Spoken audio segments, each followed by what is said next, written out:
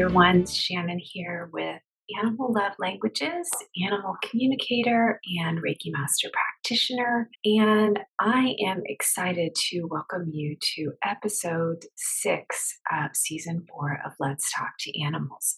Over the last couple of episodes, for the last month or so, we've been talking a lot about pet grief and loss. And if you are tuning in, especially if you are just finding us for the first time, I want to encourage you to seek out those episodes. I share my own story of losing my soul bird of 24 years, Pearl, and lots of insight into the universality of the pet grief process. It truly doesn't matter what species we are.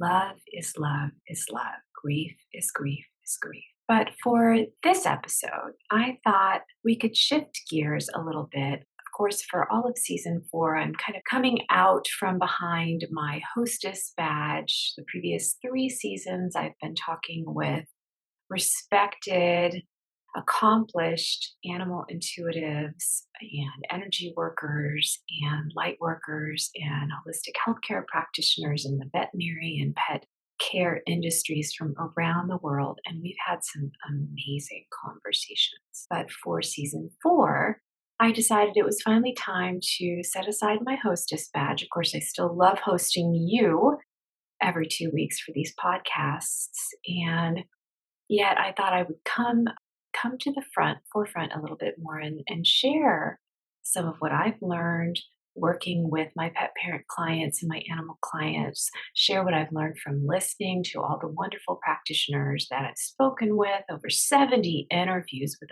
amazing people. So please do go check those episodes out and share some stories from my own personal path to becoming a professional animal communicator and a pet energy and Reiki master practitioner. For this episode, I want to share the transformation animal communication, pet Reiki, and holistic veterinary care has made in our own animal, our dachshund, Flash Gordon. Flash Gordon is a 32-pound, purebred, standard wire-haired dachshund. Flash Gordon came to us as a puppy. He came he's actually my mom and dad's dog. My dad passed about a year and a half ago, and Flash is now turning 8, and he is a true hound. He thinks with his nose and his stomach.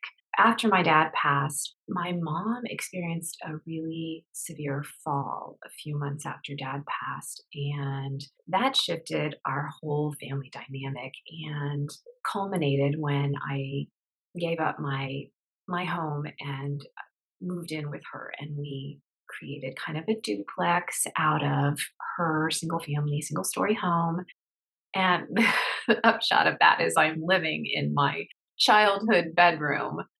And boy, has that been interesting. So if any of you are caring for parents that are moving into or are already into their so-called golden years, you probably can relate to this.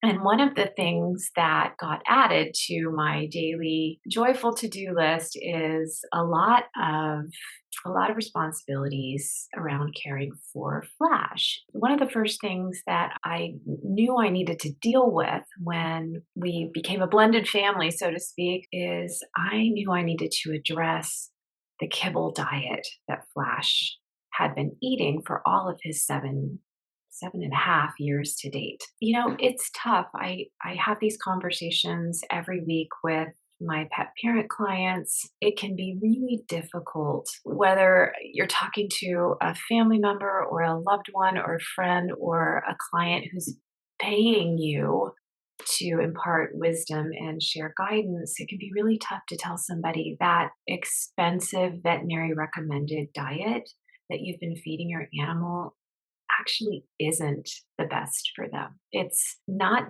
doing what the package says it's supposed to and will do. That can be really tough news to impart. And there can be a lot of guilt that comes up. There can be some shame that comes up. I have yet, out of the hundreds of pet parents I've talked with, I have yet to encounter a pet parent client who didn't think, honestly trust and believe that that kibble diet was the very best thing that they could possibly feed their animal. Many have said to me, in protest or in shock, well, it's very expensive. My veterinarian recommended it. However, the truth is, and I want to really encourage you to go back and listen to my conversation in season 3 with Dr. Judy Morgan, one of several holistic practitioners I've talked with. She has done her homework and she has fantastic information on exactly how those commercial kibble diets are made, how they're processed, how they're baked at high temperatures, how the nutrients tend to be sprayed on and they can go rancid quite a bit faster than what the package date might indicate, et cetera, et cetera. I am not the expert on kibble diets. She is. So go and subscribe to her e-newsletter, and she sends out a wonderful Friday 5 that includes lots of research and information and transformation stories. So I really want to encourage you to follow her for more information. What I just shared with you is part of what we talked about in our interview here on Let's Talk to Animals last season. So, at any rate, Flash had a lot of allergy issues. He was constantly getting yeast infections in his paw pads and his floppy ears. He was scratching his skin a lot. He was rolling around on the astroturf we had placed over his dog ramp to come in from outside. It was obvious that he was doing a lot of kind of, it sounded almost like a reverse sneeze and a lot of clearing his throat and what sounded a lot like gagging and even vomiting. He was having late night, early morning vomiting episodes. And there was just a lot that was informing my gut instinct that we needed to change his diet. So, of course, here I am, newly moved in with mom and tasked with sharing the news that we needed to up level Flash's meal prep. And once I realized that mom loved to cook, I said, have you ever thought about cooking Flash's meals or preparing home meals for him just to give me even more ammunition? Of course, I'm an animal communicator. And so I talked with Flash and I asked him about his food. I said, how do you like your food? And, many animals, when they first transition away from a kibble diet, it's actually can be a hard transition, especially if they've been eating kibble for a while and their whole system has acclimated to what is required to break down that particular kind of food source and digest the nutrients and make the very best use of it. And our digestive and elimination system, they don't really like change. This is why so many of us get constipated when we go on a diet. It's why we get, diarrhea when we go travel to different countries. It's why we get irritable bowel when we're under stress, which is also a time when we're often kind of out of step with our own daily routines. Our animals are no exception to that. Just because kibble is not optimized nutrition, it's not natural, by which I mean it's not what that animal would naturally seek out and be able to find and eat if they were in a wild setting. Yes, our dogs are not wolves, yet the DNA is clear that that's where the genetic inheritance comes from. And so you look at a wild wolf's diet and you're not going to find any kibble. So I talked with Flash and I said, how do you like your food? And he said, well, I like it just fine. I mean, the analogy would be my mother loves potato chips, and it's not unlike the process that a potato goes through to become a potato chip. Is there still a little bit of nutrition hidden in there somewhere? Yes. Is it delicious? Absolutely. Would it be good to eat potato chips for breakfast, lunch, and dinner, or breakfast and dinner if you're a dog every single day for years and years and years? I'm going to say no. So, Flash said, yeah, it's good. It's tasty. I like it. And I'm hungry when it comes. And so I look forward to it. And yet, when I probed a little deeper and I asked him some more targeted questions, he said, I'd really like to eat those wonderful fresh dishes that you eat. He said, I want to eat what my mom eats. And it's interesting because when we look at that, there's two factors at play there. One is the outdated way to say it would be the pack mentality, but the social bonding. He was very clear. He said, "I wanna eat when my mom eats, and I wanna eat what my mom eats," and so that's another way to look at it. He wants to have that social bonding experience, and he also wants to experience the different smells and textures and tastes. I mean, the sensory awareness in our non-human animal companions is greatly amplified over what we have conditioned ourselves to pay attention to. It's not that we can't experience a heightened level of sensory awareness. It's just we don't do it. We don't really foster that. We don't cultivate that. We have grown up and been educated to be more interested in what's going on upstairs in our minds than the information that's flowing in through our senses, most of us. And that's a fundamental pivot that needs to take place when I teach. When I teach students who want to learn how to do what I do and communicate with animals, that's a pivot that we need to make, is we need to come down out of the attic of our mind and start tuning back into what's going on with the information that's flowing in through our senses, both our overt physical senses and our subtle senses. And that's a topic for a different podcast episode. However, Flash was saying, I'm a sensory being and my senses go nuts. My mother is an excellent cook. So she can make everything. Anything that you would ever want to eat, she can make it. I even bought her one of those little home flamethrower things for the holidays this year, and yet she turned out a creme brulee like a pro. So, of course, Flash is going nuts when she's making these amazing dishes, and he can't try any of it.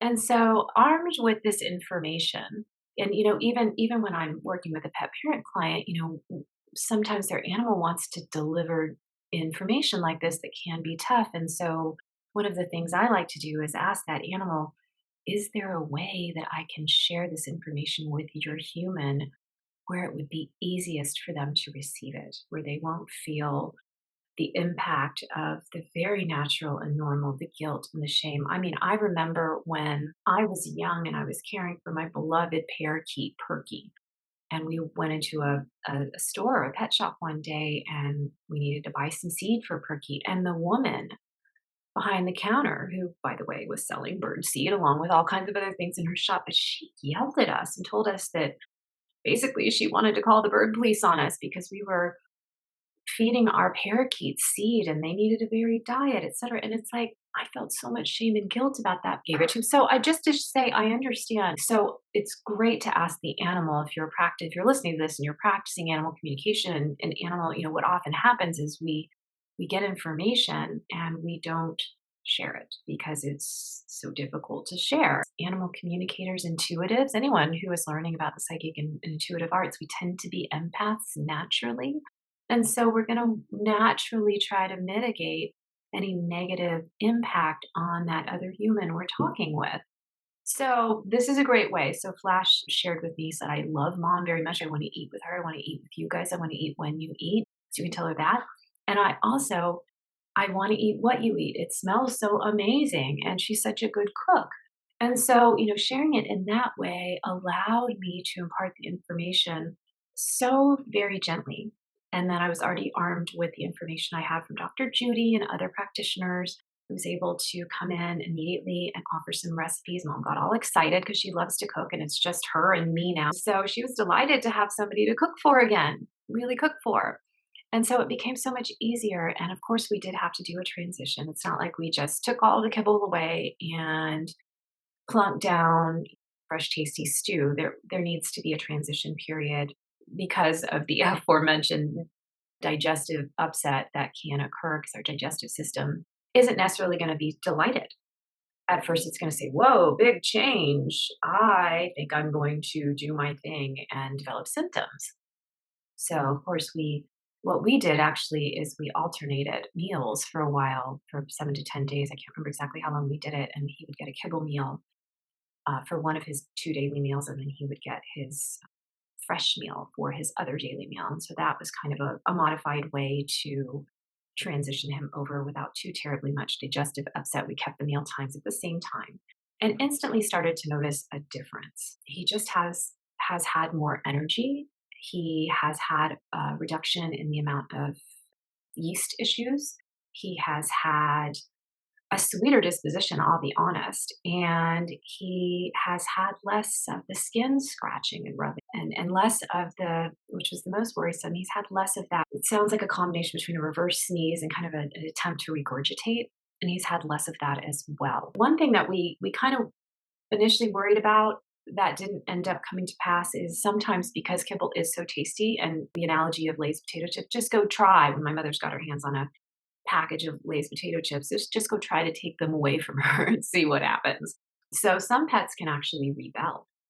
They are not only resistant to change, their digestive system is saying, no, no, never seen that before. Yeah, it smells good, but I'm not eating that. It can be a process. I don't want you to start down that road and bump up against a roadblock if your animal's uncertain or hesitant. It's normal, it's natural. So we do what we can. Even mixing the kibble in with the fresh food diet can be an amazing way. We don't do raw. That is certainly possible because of his long-term kibble diet. We found it's easier on his digestive system overall because he's now considered a senior dog, which is crazy. He's 8 years old. He's going to be 8, and he's considered a senior dog, but canine timeline is different. And so we found that cooking the food just makes it easier for him. So you have to play around. There's no cookie cutter approach to adjusting an animal's diet. We are all unique. We're all one of a kind. We're all thumbprints. There are no duplicates. So we have to take a look at that individual being's needs, reactions, life stage, overall health. One thing that worked in our favor, we've had dachshunds since I was a teenager, and they've all been total foodies.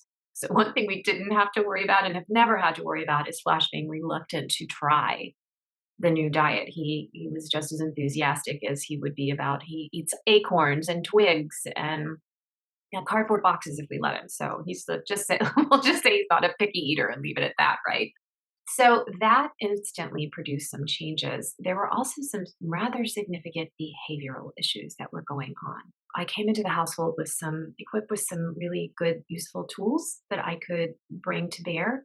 Flash had just gone through a horrific loss, as we all had when dad passed. Flash very bonded to dad and really was my dad's dog. He was grieving. The first thing that we did that very night after my dad passed is I attend a monthly Reiki circle with my Reiki master.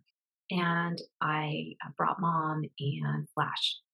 And let me just tell you, Flash is a Reiki hound. He is a Reiki-aholic. He loves it. And he immediately flopped down on the floor and started snoring so loudly that he woke mom and I up because we all tend to kind of fall asleep when we're getting Reiki.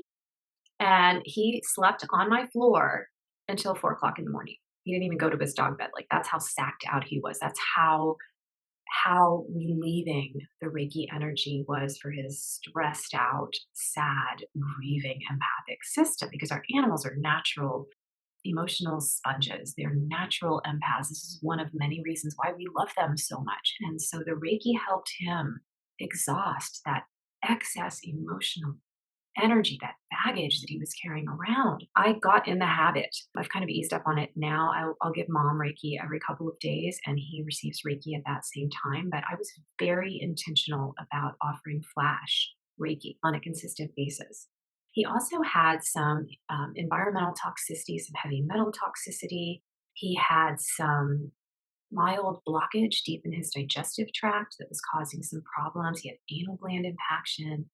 So, using animal communication together with the Reiki energy, I was able to pinpoint with much greater accuracy not only what was going on, but where it was going on and what was related to what in terms of the symptoms we were seeing and the methods that might best be used to address those symptoms. This led us in some really interesting directions. The first of which was I learned through one of my local pet parent clients about a holistic veterinary acupuncture, chiropractic, and rehabilitative clinic here in the Houston area and immediately got an appointment for Flash. And they had a wonderful tool called the cytoscan. They did a full cytoscan on Flash. It uses biometric markers to highlight areas of potential toxicity, sensitivity, intolerances, and helps to guide the treatment and the holistic wellness protocols that are used. And from that, we began Flash on a series of acupuncture and chiropractic treatments.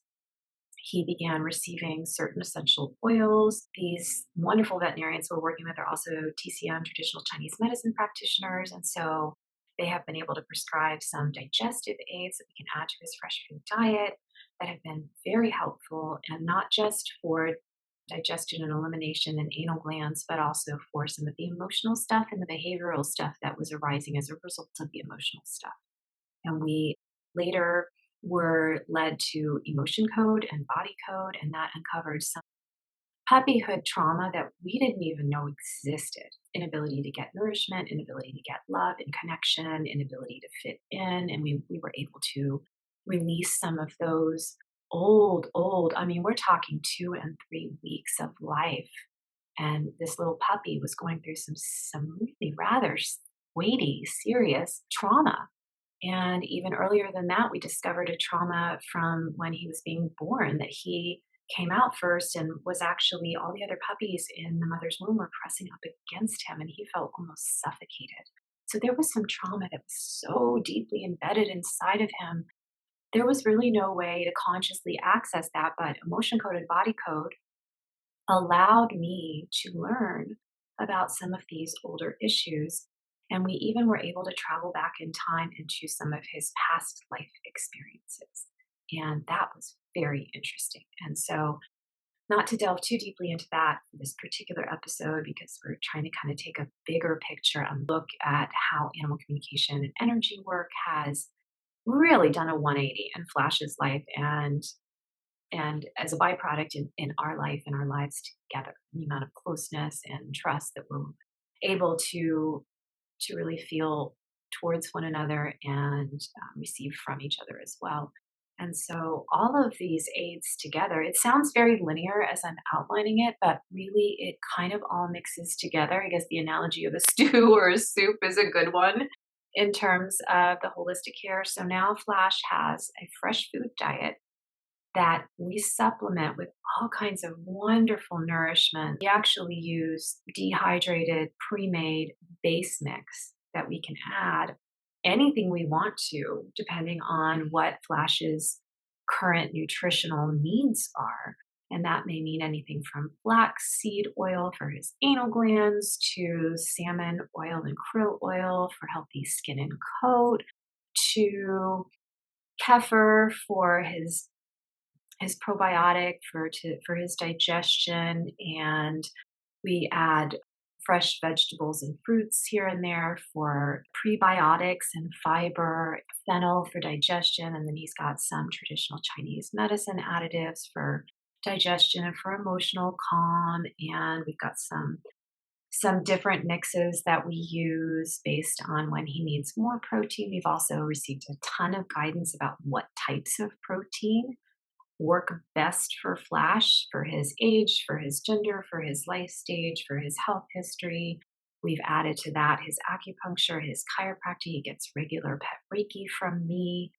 I check in with him constantly to learn more about his needs and what is working and what maybe needs to be adjusted. And so it's an ongoing process. It's been quite an adventure and it has made a huge difference. We're talking about a dog who didn't know how to play.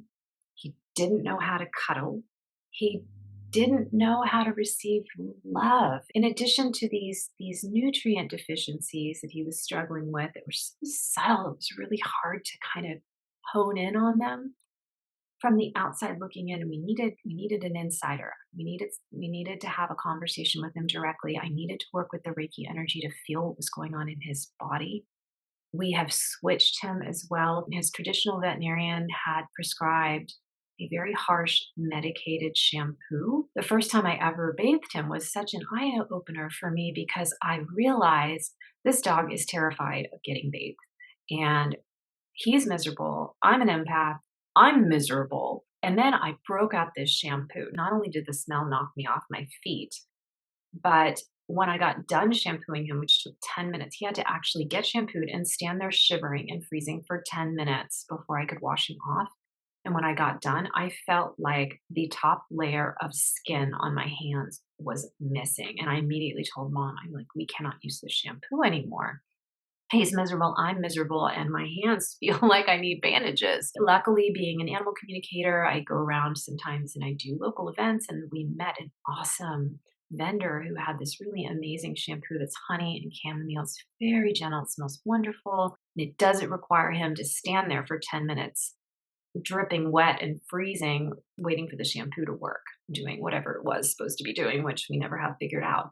So we switched him over to this shampoo. And then I said to him, what else can I do? What can we do to make bath time fun? It's not fun for you, therefore it's not fun for me. We're both dreading it, and this is not a good energy. Life is too short, right? I asked, "Can we bathe you outside?" And it was winter at the time, it was really cold, and he said, "I wanna stand on the grass." And so guess what we did? I said, "Mom, let's get online and go to the trusty Amazon and let's find some AstroTurf, like what we bought to cover his dog ramp that he uses to go in the dog door. And we can put that in the shower. They have a big, beautiful walk in shower. And so every time he has a bath now, I go outside and I get this big old chunk of AstroTurf and I haul it inside and put it down in the shower. The next thing he said is, can't we make it a game? Can we make it a game? Because we'd have to like put the cover down over the dog door and then put his leash on him and literally drag him into the bathroom. That is not fun for anybody. Again, local events to the rescue. We had found a local vendor that made these freeze-dried minnows, and the poor little things, they make me so sad when I look at them, but he loves to eat them.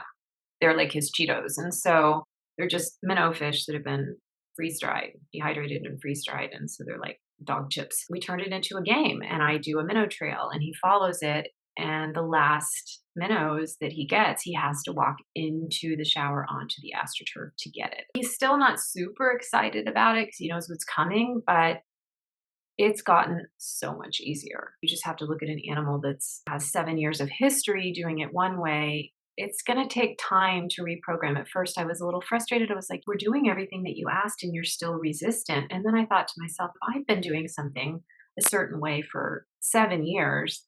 And I had built up a really kind of a big negative momentum around that. I was really dreading it, really fearful. It would probably take me some time.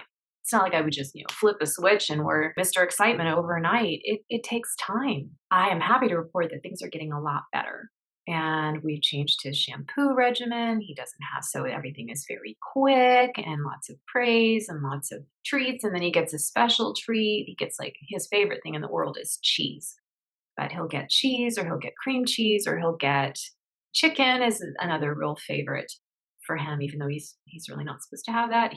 He'll get it after bath time. We've done lots of different things to make this experience of the monthly bath a lot more appealing. And we're lucky he is a wire hair, so unless he rolls in something really stinky, we can usually get away with not bathing him more than once a month. And that has really been helpful to just kind of ease the process, some of the daily aches and pains of his life that just they're not innate to him. Bath time, like that's wild wolves don't go for bath time. It's not in his native genetic blueprint.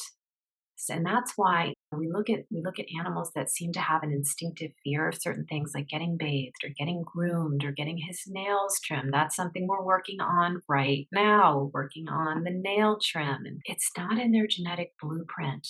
And this is one reason why animals sometimes seem to come into life with these inhibitions or these fear factor reactions already in place. And we think, why? You've never had a near drowning experience. Nobody's ever bathed you in too hot or too cold. Well, why are you scared? And it's because it's not in their genetic blueprint. This isn't something that's been coded in.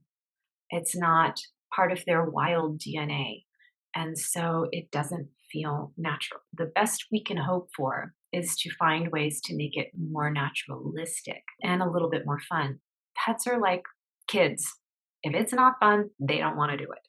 If it doesn't taste good, if it doesn't smell good, if it doesn't feel good, and a lot of times that also requires making it more fun for us. Because if it doesn't feel good, smell good, taste good to us, if it comes with worries attached, if there's a medical reason why we're doing something, that's what we're broadcasting. We're heading towards our animal to do the thing that needs to be done, and our animal is getting danger, danger, run away. And that can set up a really difficult feedback loop between the person and their pet. And time again, I have seen it where the frustration arises and it's really triggered.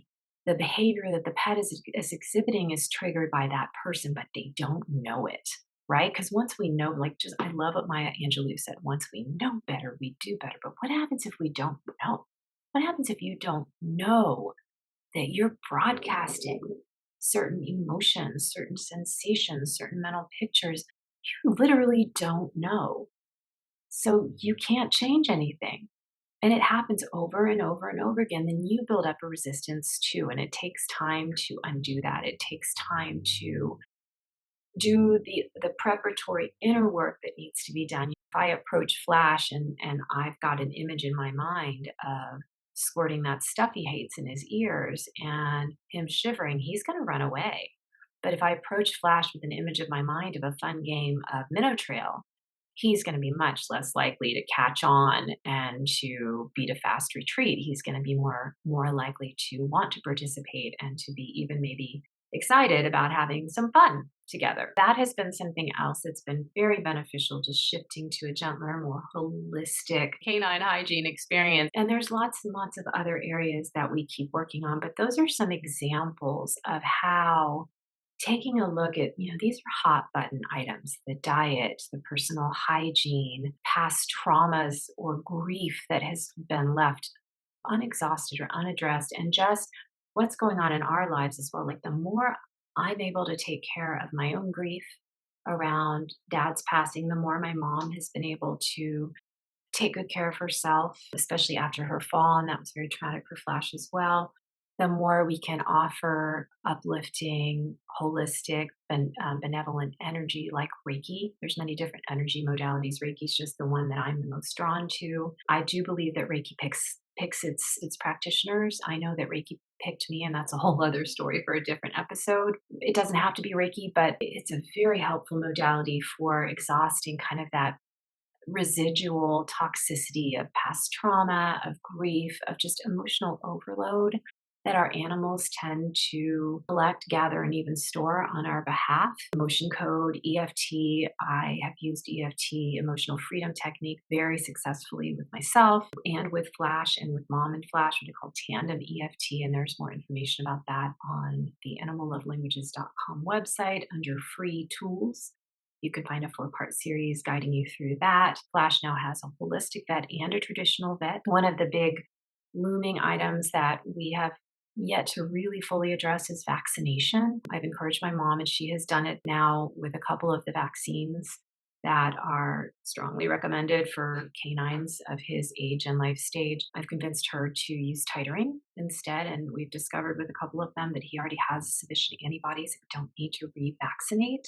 So that's really important as well, to kind of give him some relief from the toxins. Often it isn't even the vaccine itself, the active ingredient. It's the inactive ingredients that we found that he tends to have a reaction to. This can even be, we found some vitamin supplements. He has a reaction to some of the inactive ingredients, either the gel caps or the preservatives that are included to make the powder last longer, whatever it is. And so we've had to become very particular, very careful about taking a look before we just add it in. And that has made a huge difference in his overall evolution. Dachshunds tend to have back problems. Every single one of our dachshunds has had back problems. The addition of the acupuncture and the chiropractic, as well as the healthy eating plan, it has really been beneficial for Flash's overall structural health and stability. We noticed he was stumbling while he was walking. He had gait instability. He seemed uncertain. And so we can get out of whack. We could do things maybe that are not always smart, but they seem like a good idea in the moment. And so we do it, and then something gets out of alignment. It's no different for humans, for cars, or for animals. All of these things, we're not just doing them for the now to fix some of these problems, but we're doing it with an eye towards the future. And ideally, if started young enough, which we didn't get to that with Flash, but we can even take a preventative approach. Animal communication, sometimes it's viewed as kind of a standalone solution, like, I'm going to bring my animal to you so that you can fix fix the animal or fix the problem that the animal is having. And what often unfolds is the first step to addressing the issue or fixing the problem is gathering information and inviting that animal who's having the issue or exhibiting the problem to the conversation to hear what's going on with them directly. And that is the role that I play. This podcast, the free tools on my website, the blog posts, the weekly love letter that I send out, all of these are information rich with additional resources. And I have a pretty robust Rolodex of complementary professionals. And so often what happens is when we get the information, there's then next steps. Okay, let's take a look at essential oils. Let's take a look at herbal or aromatherapy. Let's take a look at Ayurveda or traditional Chinese medicine or acupressure and acupuncture or chiropractic or energy work or a dietary adjustment or some behavior modification, additional training or socialization. There are all kinds of ways we can go, but we can't go anywhere until we get the information because that is what activates the path. That's where we get the information that we need to highlight the next steps. That's just one example. And of course, this is an example very close to home. I share this in part because being an animal communicator, being an energy worker for animals of all species does not exempt me from going through all of the same types of issues that my pet parent clients face with their companion animals. In fact, it sometimes makes it more challenging, more difficult, because it's so easy to make the assumption that, oh, okay, I can hear you, so you can tell me what's wrong, so we can fix it right away. And it's like, I have my mental blocks and biases just like everyone else. I have my fragility and fearfulness and my tendency towards feeling guilt and shame and my blind spots just like everyone else. And sometimes what happens is when we start learning animal communication and our animals figure it out, that we can hear them, the challenges can actually increase because now our animals know they really have an opportunity to get through to us. They have an opportunity to become our teachers, to become our mentors, to really help us up our game in caring for them. So if you just started learning animal communication and suddenly it feels like things in your interspecies family are just coming apart at the seams, you must be doing something right. You're learning well, and your animals have stepped up to the plate and they're offering you guidance. They're saying to you, I trust you. I trust you enough to share what's not working, to show you where we have opportunities to improve, to enrich, to connect at a deeper level. Once you get past maybe that initial frustration or the guilt or the shame or whatever may be arising in you, understand it's a mark of respect. It's actually a compliment that your animal is willing to show you what they need help with and to involve you actively in that, to trust you enough to give you their honest feedback and to invite you into their world. And so I hope that this episode has been enlightening and informative for you. And I would love to hear any questions that you have. Plenty more stories where these came from. I just wanted to share one that's very, very personal to me. And for whatever it may be worth, whether to debunk myths or to offer insights or ideas for inspiration that maybe you can take and run with. Let me know what you'd like to hear about next from an animal intuitive and energy worker's perspective when it comes to holistic pet care, pet health, pet wellness, and interspecies relationships and communication. And I would be delighted to address those. These episodes are coming out every 2 weeks in 2023, except for a few special exceptions. I am taking a little bit of extra time to curate each episode, to gather my thoughts and share from my heart about topics that I feel might really enrich your connection with your animal as well. So if you've enjoyed today's episode, please do give us a like, a subscribe, a share. It really does help our little show stay alive and continue to thrive. Drop a comment. I'd love to hear from you. You can find all episodes at letstalktoanimals.buzzsprout.com or head over to animallovelanguages.com/podcast. All my love. Bye for now.